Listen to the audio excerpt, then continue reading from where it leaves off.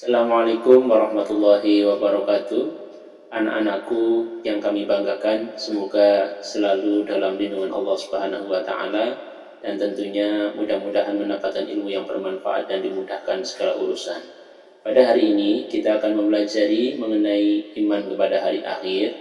Iman kepada hari akhir itu adalah bab pertama di dalam semester 1. Tujuan pembelajaran dalam bab ini adalah pertama, kalian mengetahui makna beriman kepada hari akhir berdasarkan Al-Quran dan Hadis. Yang kedua, mengetahui nama-nama hari kiamat di Al-Quran. Yang berikutnya, mengetahui fase-fase hari akhir, mengetahui tanda-tanda hari kiamat baik kecil maupun besar. Dan kalian semua mengetahui sifat-sifat penghuni surga dan sifat-sifat penghuni neraka. Itu tujuan pembelajaran yang akan kita bahas dalam bab ini. Mudah-mudahan nanti kalian bisa menyerap dengan baik dan tentunya bisa mengimplementasikan dalam kehidupan sehari-hari. Makna beriman kepada hari akhir. Hari akhir disebut juga hari kiamat. Secara bahasa berasal dari kata qama yaqumu qiyamatan. Hari kebangkitan atau kehancuran. Secara istilah, berakhirnya kehidupan dunia fana dan kehancuran segala isinya berganti dengan kehidupan akhirat yang kekal abadi. Nah, nama-nama hari kiamat yang ada di dalam Al-Quran sebenarnya sangat banyak. Ini hanya beberapa saja yang Pak Guru sampaikan atau cantumkan di sini. Yang pertama adalah Az-Zalzalah. Az-Zalzalah itu mengandung makna keguncangan, di mana kelak pada hari kiamat semua terguncang.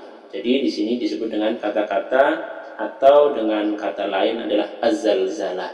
Yang berikutnya, nama lain hari kiamat di dalam Al-Quran adalah Al-Qari'ah yang mengandung makna kehancuran. Berikutnya Al-Waqi'ah yang mengandung arti berjatuhan. Yang selanjutnya Al-Haqqah yang mengandung arti kepastian, dan Al-Ghasyiyah dan penutupan. Nah, semuanya itu ada di dalam Al-Quran. Nah, rukun iman, di mana di antara salah satu dari rukun iman ini adalah iman kepada hari kiamat. Nah, iman secara bahasa itu adalah artinya yakin. Jadi dari keenam rukun iman ini yang termasuk di dalamnya adalah iman kepada hari kiamat. Kalian semua harus mengimani secara penuh atau secara kafah bahwa akan terjadinya iman kepada hari kiamat. Sini ada iman kepada Allah karena merupakan salah satu dari rukun iman. Iman kepada malaikat, iman kepada kitab-kitab Allah, iman kepada Rasul. Mengapa sih kita perlu beriman kepada hari akhir? Yang pertama, merupakan rukun iman yang kelima. Yang kedua, perhatian Al-Quran tentang kehidupan akhirat, baik balasan pahala, siksa, kenikmatan surga, dan dahsyatnya azab di neraka ada pada hampir setiap lembarnya. Kehidupan menurut ajaran Islam tidak hanya di dunia semata, namun kehidupan yang abadi kelak di akhirat. Segala sesuatu pasti ada akhirnya. Akhir dari semua kehidupan adalah hari kiamat. Allah Subhanahu wa taala sudah sangat jelas berfirman dalam Al-Qur'an, A'udzu billahi minasyaitonir rajim, wa anna as-sa'ata atiyatun la raiba fiha wa anna Allaha yab'atsu man fil kubur. Ayat ini menjelaskan tentang besok manusia itu atau Allah akan membangkitkan manusia dari alam kuburnya. Dalil berikutnya mengenai tentang hari kiamat atau as-sa'ah adalah di dalam Quran surat Al-Ghafir ayat 59. A'udzu billahi minasyaitonir rajim. Innas sa'ata la'atiyatun la raiba fiha walakinna aktsaran nasi la yu'minun. Ini sindiran Allah kepada kita semua di sini. Ya, bahwa as-sa'ah itu akan datang, tetapi banyak manusia la yu'minuna, banyak manusia yang tidak beriman. Nah, ayat ini menjelaskan tentang benar akan terjadinya besok, akan terjadinya hari kiamat. Dalam ayat lain Allah berfirman, فَمَنْ يَعْمَلْ مِثْقَالَ ذَرَّةٍ خَيْرًا يَرَهُ وَمَنْ يَعْمَلْ مِثْقَالَ ذَرَّةٍ شَرًّا يَرَهُ. Barang siapa yang mengerjakan kebaikan seberat dzarrah atau sekecil apapun, niscaya dia akan melihat balasannya. Dan barang siapa yang mengerjakan kejahatan sebesar dzarrah atau sekecil apapun, niscaya dia akan melihat balasannya pula. Ayat ini menjelaskan bahwa kita hidup di dunia pasti akan ada balasannya besok di hari pembalasan. Apa yang kita perbuat, kalau baik, balasannya akan baik ataupun sebaliknya. Fase-fase di akhirat atau fase-fase kelak nanti adalah pertama dunia. Setelah kita di dunia, kemudian akan menuju ke alam kubur, kemudian hari kiamat, dilanjutkan hari kebangkitan, kemudian ada syafaat, ada hisab, ada catatan amal, mizan, neraka, dan seterusnya sampai nanti kelak akan ending terakhir adalah surga. Inilah fase-fase yang Allah Subhanahu wa Ta'ala tentukan kepada manusia. Tentunya semua manusia akan mengalami fase-fase ini semua. Oleh karenanya anak-anakku MTS Darussalam, mari bersama dengan Pak Muslih kita seraya menyiapkan diri dengan setelah mengetahui fase-fase akhirat yang sedemikian panjangnya kita akan mengalami hal itu. Di sini sudah tadi Pak Guru sampaikan, Pak Muslih sampaikan bahwa fase-fase akhirat ada di dunia, alam kubur, hari kiamat, kebangkitan di padang mahsyar. Di situ nanti ada syafaat, ada hisab, pembagian catatan, mizan, haud, kemudian ada ujian, ada neraka, ada syirat, dan ada surga. Ini fase-fase yang tentunya semua manusia akan menggapainya, atau semua manusia nanti akan mengalami fase ini. Tidak ada satupun manusia yang luput dari fase-fase ini. Persiapan kita selaku kalian siswa-siswa MTS Darussalam Kuta yang pada hari ini kelas 9 yang usianya masih sangat jauh juga dilihat dari dilihat dari usia, maka marilah sedini mungkin kita bersiap-siap untuk itu. Di mana tanda-tanda hari kiamat itu, di sini ada pembagian hari kiamat itu, ada kiamat sughra atau sering disebut dengan kiamat kecil atau kiamat kubro, kiamat besar. Ini kiamat yang pembagian yang dibagi oleh para ulama di dalam hal ini. Ada sughra, kemudian ada kubro. Sebagai di sini akan Pak Guru sampaikan berikutnya tentang tanda-tanda kiamat kecil. Kiamat kecil itu diantaranya adalah diutusnya Rasulullah. Ini merupakan salah satu tanda bahwa ya ini kiamat kecilnya. Kemudian banyak terjadi fitnah di mana-mana. Banyak orang mengaku nabi palsu dan tukang bohong, padahal Allah sudah menaskan bahwa nabi yang terakhir itu adalah khairun nabi, yaitu Rasulullah Muhammad SAW.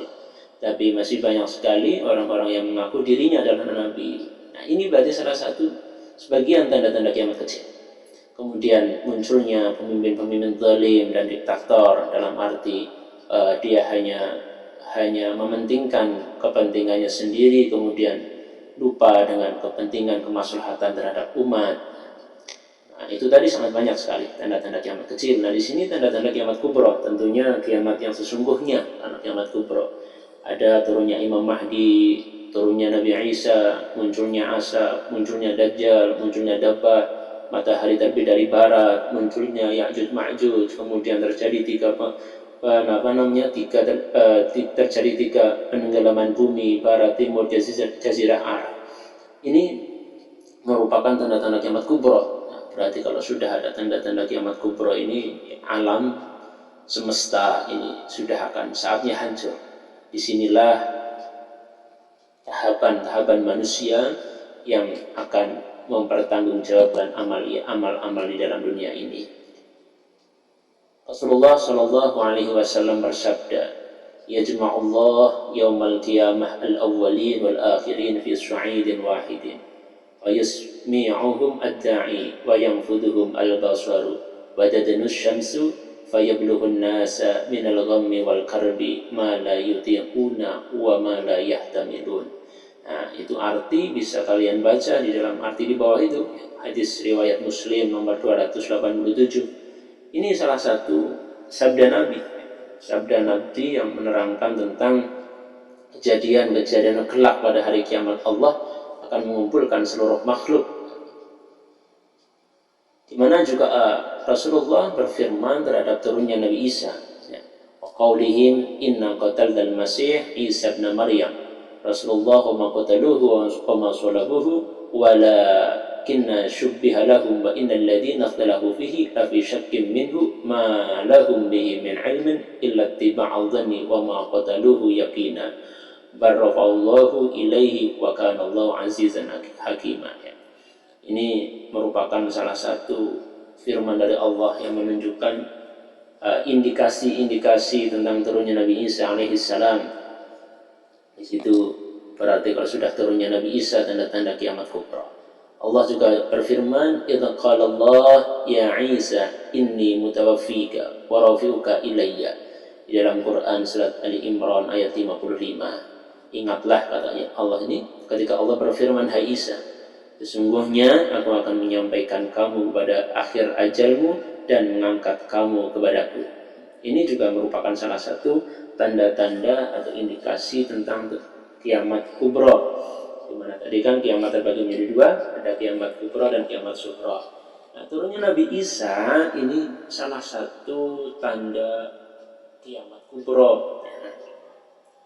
Juga di sini kita mari sama-sama berdoa di dalam akhir pembahasan slide 40 yang sampaikan hari ini. Kita berdoa semoga terhindar dari Dajjal, karena dalam tadi di awal adalah salah satu tanda hari kiamat adalah adanya Dajjal. Doa yang sering harus kita baca adalah Allahumma inni a'udzubika min adzabil qabri wa min adzabi jahannam wa min fitnatil mahya wal mamat wa min syarri fitnatil masiihid dajjal. Silahkan Anda baca doa ini ketika dalam sholat Anda semuanya.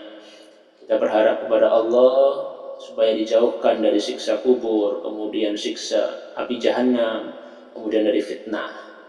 Oke, di dalam pembahasan terakhir ini kita tilik firman Allah, "Faman ya'mal mithqala dzarratin khairan yarah, faman ya'mal mithqala dzarratin khairan yarah, wa man ya'mal mithqala dzarratin syarran yarah." Nah, ini persiapan kita. Ya.